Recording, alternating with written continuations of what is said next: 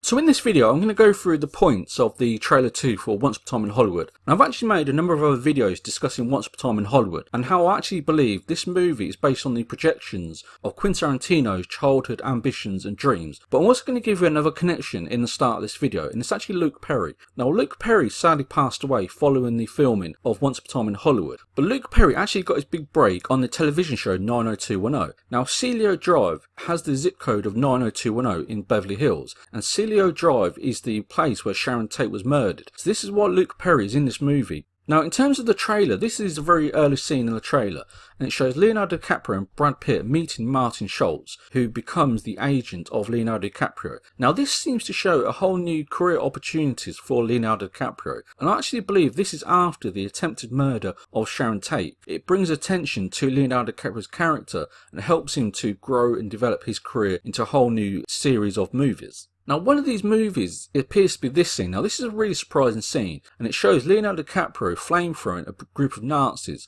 But there's also another twist potentially, and what it is, this is actually an earlier scene from the 1950s or early 1960s. So this shows Leonardo DiCaprio's character playing earlier movie roles. So it could be either 10 years before this movie is set, or after he saves the life of Sharon Tate, which we'll go into in more detail. Now, this is actually a really surprising scene, and this scene features in both trailer 1 and trailer 2. Now, I've actually gone into a lot more detail in my other videos, but the reason this is in the movie is because this is from Hullabaloo, and Hullabaloo was a real-life television show which was shown in 1965 and 1966, so it's around 3 to 4 years before the murder of Sharon Tate. But this is really important because on this television show, they had the musical group The Byrds, and The Byrds' music producer was Terry Melcher. Now, Terry Melcher actually met Charles Manson on a number of occasions because Charles Manson wanted to be a musician, but Terry Melcher actually rejected Charles Manson. So Charles Manson tried to murder Terry Melcher at his home, but Terry Melcher had actually moved out of his home on Celio Drive, and Sharon Tate had moved in. So Sharon Tate was actually murdered by mistake. Charles Manson actually wanted to murder Terry Melcher, who was the music producer of The Byrds, who played on the Hullabaloo television show. Now, there's a clip that actually shows the host of Hullabaloo wearing the same clothes that Leonardo DiCaprio is wearing in this scene, and that was actually the night of which The Byrds actually featured on Hullabaloo. So that shows the level of detail that Quentin Tarantino has gone to actually put this film together. It's actually taken real life events even 3 to 4 years before Sharon Tate was murdered. Now, this scene here shows Roman Polanski and Sharon Tate arriving at the Playboy Mansion. Now, in 1968, Roman Polanski and Sharon Tate actually appeared on a television show that was hosted at the Playboy Mansion. So this may be a scene from 1968. Now, we know that Playboy Mansion does feature in Once Upon a Time in Hollywood because on IMDb there's characters listed as guests of the Playboy Mansion. Now, this character here is actually one of the disciples of the Charles Manson family, and what they used to do in real life, they used to steal cars to pay for the rent for the ranch where the Charles Manson family lived. So this is one of the female members of the Charles Manson family hitchhiking to attempt to steal a car. But actually what happened was, a few years earlier before Sharon Tate was murdered, one of the girls hitchhiking on behalf of Charles Manson met one of the members of the Beach Boys, and it was actually the drummer of the Beach Boys, and Charles Manson moved into the home of the drummer of the Beach Boys, and the Beach Boy drummer had to have Charles Manson thrown out of his home. But in this scene you'll actually see Brad Pitt picking up the hitchhiker,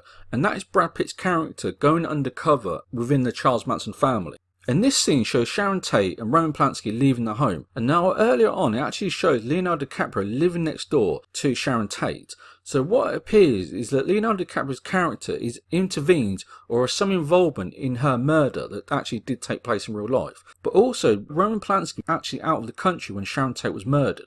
So this scene may be a few weeks before the attempted murder of Sharon Tate in this movie. Now, this is actually Sharon Tate at the screening of Wrecking Crew. Now, Wrecking Crew was actually a movie that she featured in that was released in February 1969. So this is around 6 months before Sharon Tate was actually murdered in real life. But this is the actual image that I think is the most important and crucial image of the trailer 2 for Once Upon a Time in Hollywood. And what this shows is Sharon Tate delivering a high kick to Bruce Lee.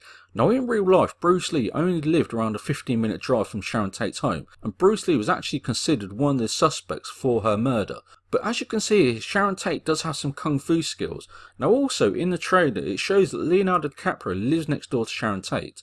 So when the Charles Manson family turn up at the home of Sharon Tate, I believe that Sharon Tate, using her kung fu skills, and the gun skills that Leonardo DiCaprio's character has as a cowboy actor, they fend off the attack of the Charles Manson family. So they saved the life of Sharon Tate. So for me, this is a really important scene of the trailer. It shows that Sharon Tate has the skills to use Kung Fu, and she uses those skills to actually fend off and save her life, working alongside Leonardo DiCaprio, who is her neighbour. But I'm actually going to end this video in another connection. So this is Brandon Lee. And Brandon Lee was actually friends with Brad Pitt, and they used to go out partying together. Now Brandon Lee actually died in an accident on a movie set, and Brandon Lee actually told Brad Pitt around a year before his death that he was going to die young. So Bruce Lee died when he was 33, and Brandon Lee also believed that he would die when he was young, and he told that to Brad Pitt. So this is another connection between Brad Pitt and this movie. So in trailer 1 and trailer 2, you'll see Brad Pitt and Bruce Lee fighting each other, yet in real life Brad Pitt was actually friends with Bruce Lee's son.